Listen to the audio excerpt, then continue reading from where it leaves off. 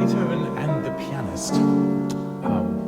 It's obvious that as a pianist we have a very strong connection to and love for Beethoven, there's no question of that. But I will also say that the discovery that one goes through playing Beethoven, especially on pianos from his time, is an unbelievably vivid and dramatic discovery of the changes, especially in the way the piano is used in this period.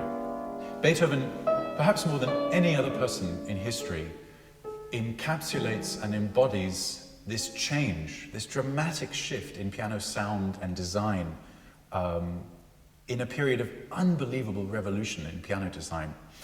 In his first decade in Vienna in the 1790s, Beethoven was the super virtuoso, basically. He was the #1 keyboard star in Vienna in the 1790s, and he was playing the 5-octave pianos of that time.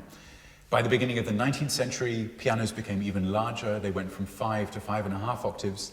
And then by the decades of the 1820s and 1830s, you found pianos like these. These were the classic Viennese concert grands of their time.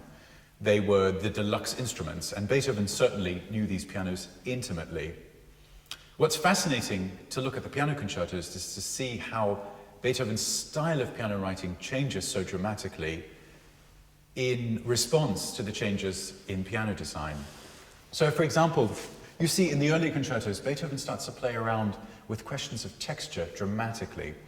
If I play some excerpts from the first piano concerto, which is actually the B-flat major concerto, we now call it Opus 19 and now call it number 2. But look at the way Beethoven treats the piano. He treats and exploits the beautifully brilliant quality of the upper treble and the kind of articulate quality of that sound so wonderfully well.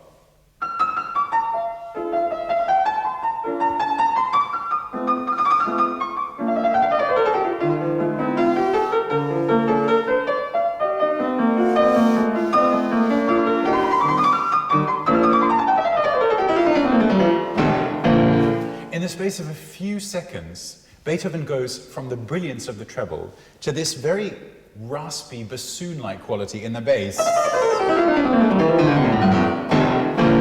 So you're doing all the piano concertos. It's like a sort of voyage through Beethoven, isn't it? It is a dramatic look at his development, his change in personality as well. I think even more vivid, perhaps, than someone like Mozart. The Beethoven concertos represent his journey through, the initial stages of being a virtuoso pianist in Vienna to his middle period, where I think he starts to have this idea of himself as someone who will leave music for the future, for posterity, which I don't think was such a priority for him in the first decade. Then to the fifth piano concerto, the Emperor, which is the kind of end of that period and almost the tipping over into this later period where he starts to inhabit this kind of, this strange space-like place where he just experiments with such bizarre things in such an experimental way. But yeah, you're right, it's a fascinating journey through his life. Because it must be really hard for you to make the whole picture, because he started at 13, I guess, with this little piano concerto on Opus style. Yes, right. And then he improvised, of course, perhaps a lot more than we know. You're so right. But you're one of the pianists who really is improvising too. How does that work? Do you really get closer to Beethoven? This is such an interesting issue, because I think, reading especially about the first three concertos, it's clear that Beethoven has two priorities. He needs to get parts ready for the orchestra so that they can literally know what to play. So he spends all of his time getting those ready. But the piano parts for these pieces were in a state of such chaos that apparently when the third concerto was premiered, I think it was Ries who was turning pages, maybe, said that there was basically nothing there. There were these ghost-like blank pages. So this really dramatically reassesses our idea of what it means to play a piano concerto in 1802 or 1795, which is that the orchestra has a prescribed script, but what the pianist does is up to his whim and fancy, and is up to, crucially, the heat and inspiration of the moment. And this is what we know Beethoven's piano playing to be described as: incredibly rich in ideas, but very flexible and very unpredictable.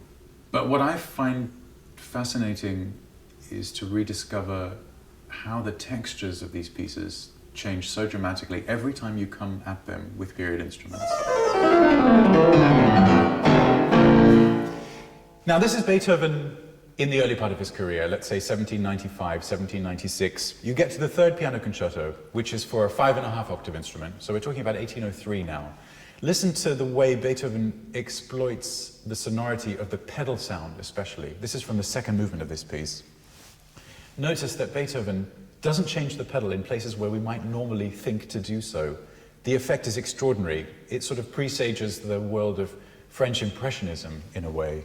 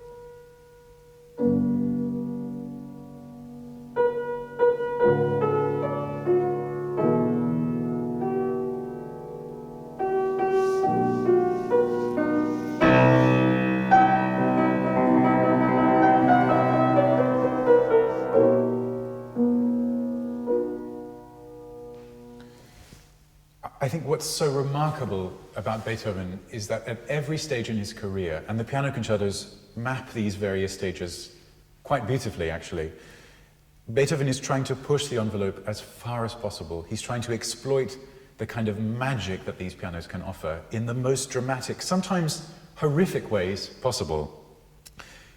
Let's see, that was the third piano concerto. We get to the fourth piano concerto, 1808, 1809, and you start to see Beethoven exploiting even more the kind of futuristic piano sounds that are available to him. Of course, this is the amazing thing, is that Beethoven decides in this case to throw or to question the entire genre of the concerto at its core. He says, no, the orchestra will not start this piece with a tutti or a ritornello. In fact, the piano is going to start alone, in G major, like this.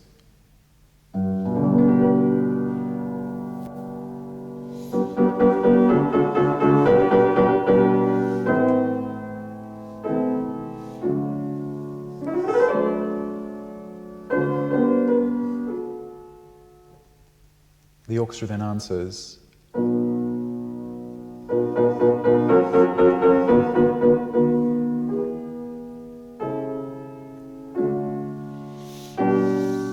Franz was the first person I did these pieces with in their entirety and all in one go. And there's a very different dynamic in an orchestra that knows how to play the 9 Beethoven symphonies from one that has only played Mozart. And did he change you as a musician? Yes. One of the very important things I think that I've learned from Franz is that the way the text is treated should constantly be reassessed, in a sense. I'll never forget the first time we did the fourth concerto, Franz came to me and said, I just need to talk to you about some trills. And the kind of detail he was talking about was so fascinating, because he said, you know, this is one of those periods where the traditions and the conventions of the 18th century suddenly get blurred, and they suddenly move into this period of 1810, 1820, where people start saying, we don't always have to play trills from the upper note. Maybe they can start from the main note, depending on context. And Franz would find 2 or 3 examples of that, and just as a sort of illustration of, you know, use the text as a springboard for new ideas as well.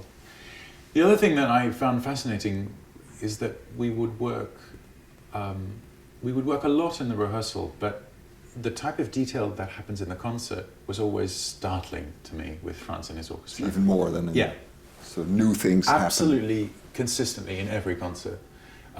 There's a level of excitement and energy that was almost there in rehearsals, but not quite. But it's so gratifying on stage, because it feels like a kind of hyper-reality, a dream-like state, you know, where everything is just a bit heightened.